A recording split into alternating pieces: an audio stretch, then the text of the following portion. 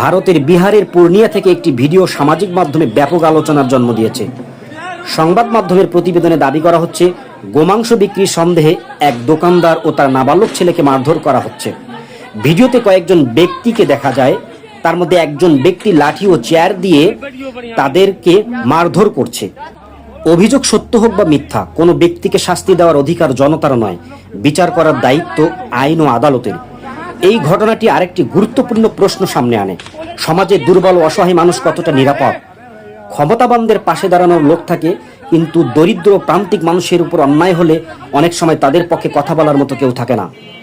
ধর্ম, জাতি বা পরিচয় নয়, একজন মানুষের মৌলিক অধিকার ও ন্যায় বিচার নিশ্চিত করাই একটি সভ্য সমাজের পরিচয়।